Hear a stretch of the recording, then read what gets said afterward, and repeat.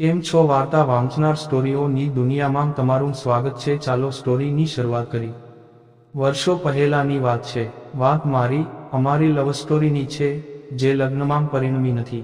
જેને પ્રેમ નહીં કર્યો હોય એવી વ્યક્તિ સાથે લગ્ન કરીને તમે સુખરૂપ તમારું લગ્ન જીવન પાર પાડી શકો છો અને ખૂબ સુખી સંસાર રચી શકો છો।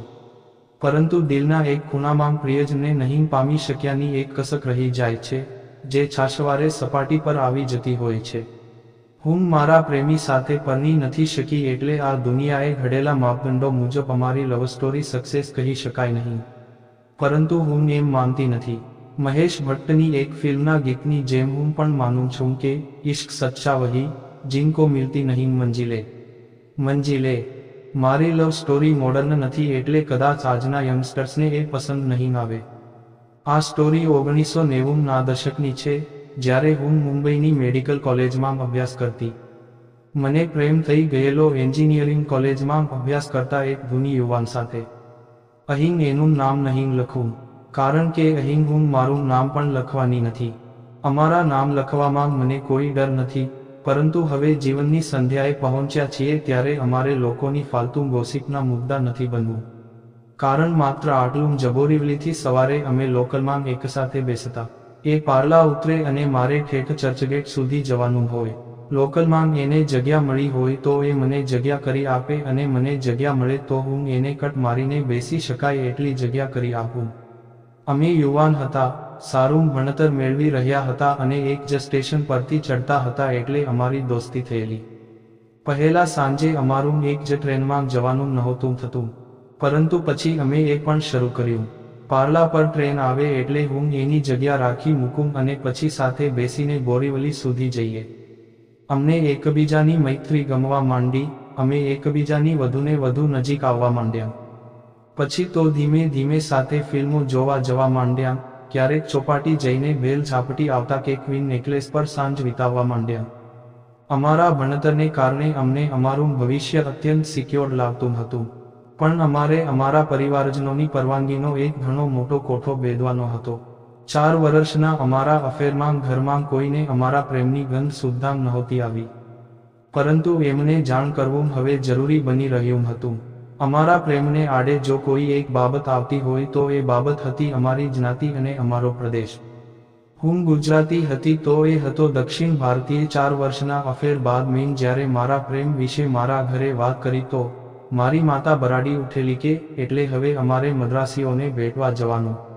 તારે એ મદ્રાસી સાથે પરણવું હોય તો પરણી જા, પણ એક વાત ધ્યાનમાં રાખજે કે જે માતા તને ડાક્ટર બનાવવા માટે પોતાની બંગડી કાઢી આપી શકતી હોય એ જ માં આત્મહત્યા પણ કરી શકે છે।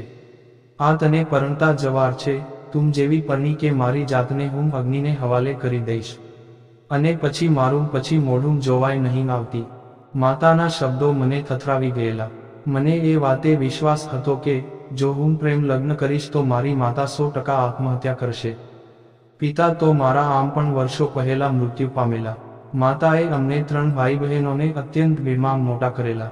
હું એના ઋણનો આવો બદલો વાળવા નહોતી માંગતી। બીજી તરફ મારા પ્રેમીના ઘરે પણ સ્થિતિ કંઈક એવી જ હતી। તેઓ પણ ગુજરાતી વહુ ઘરમાં આવે એની ખિલાફ હતા। એ સમય જ કંઈક એવો હતો જ્યાં તમે આજની જેમ તમારા મા બાપ સાથે બેસીને પ્રશ્નોનો હલ નહીં આણી શકતા। ત્યારે તો માતા પિતા જે આદેશ આપે એ અમારું આખરી સત્ય બની રહેતું, એટલે અમે બંનેએ છૂટા પડવાનું નક્કી કર્યું। ખૂબ દર્દ સાથે અમે છૂટા પડ્યા। શરૂઆતમાં તો મેં આજીવન લગ્ન નહીં કરવાનું નક્કી કરેલું, પરંતુ પાછળથી માતાના એવા જ એક આદેશને વશ થઈને ડૉક્ટર મૂર્તિયા સાથે પરણી જવું પડેલું। મારા પતિ અત્યંત ઓપન માઇન્ડેડ હતા એટલે લગ્ન બાદ થોડા જ સમયમાં મેં એમને અમારા પ્રેમ વિશે કહી દીધેલું। એમની પરવાનગી બાદ અમે મારા પ્રેમીને અમારા ઘરે ઇન્વાઇટ કરતા અને પછી અમે ત્રણેય ભેગા મળીને તાશ કે ચેસ રમતા। મારા પતિ અને એનું ખૂબ બનતું। એણે આજીવન લગ્ન નહીં કર્યા એ નહીં જ કર્યા, એ આજીવન અમારો ફેમિલી ફ્રેન્ડ બની રહ્યો। સારે નબળે પ્રસંગે અમારામાં ભળતો રહ્યો। આજનો સમય જોઈને ક્યારેક સમયની ઈર્ષા થઈ આવે છે, કારણ કે હવે સોસાયટી ઘણી બ્રોડ માઇન્ડેડ છે। હવે આંતરજ્ઞાતીય કે આંતરધર્મી લગ્નોમાં બહુ નવાઈ નથી લાગતી। અરે મારી એક દીકરી તો ઓસ્ટ્રેલિયાના યુવક સાથે પરણી છે એટલે એના લગ્નને તો આંતરરાષ્ટ્રીય લગ્ન કહી શકાય। પણ મેડિકલના પ્રોફેશન અને જીવનની ઘટમાળમાં સમય ક્યારે પસાર થઈ ગયો એની ખબર સુદ્ધા નહીં રહી. મારા ત્રણેય સંતાનો વિદેશમાં ઠરીઠામ થઈ ગયા છે તો મારા પતિએ પણ 2 વર્ષ પહેલા આ દુનિયામાંથી વિદાય લીધી. જો કે એ હજુ પણ મારા ઘરે આવે છે અથવા અમે બંને ક્યાંક બહાર ફરીએ છીએ.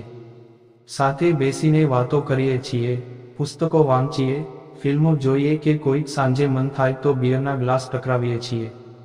પ્રેમી કે પતિ પત્ની તરીકે જીવન નહીં માણી શકાયું એ વાતનો અમને બંનેને રંજ છે. પરંતુ મિત્ર તરીકે સાથે જીવન વિતાવી શક્યા અને હવે સંધ્યાકાળે એકબીજાનો વધુમાં વધુ સહવાસ માણી શક્યા એનો આનંદ પણ છે. મારા પતિ હોત તો અમને ત્રણને સાથે વર્લ્ડ ટૂર કરવાની ઈચ્છા હતી, પરંતુ હવે એ શક્ય નથી. અમે ત્રણ સાથે હોત તો અમારી નવરાશનો હજુ કોઈ ઉપયોગ કરી શક્યા હોત. પણ ખૈર, અમારી નિયતિમાં એ લખાયું નહીં હોય. આ લવ સ્ટોરી ઇન્ટરેસ્ટિંગ નહીં હોય તો આ લવ સ્ટોરી યુનિક તો છે જ. શું કહો છો? આ હતી અમારી સ્ટોરી. આવી જ સ્ટોરી સાંભળવા માટે ચેનલને સબસ્ક્રાઇબ અને વિડીયોને લાઇક કરજો મિત્રો. ધન્યવાદ.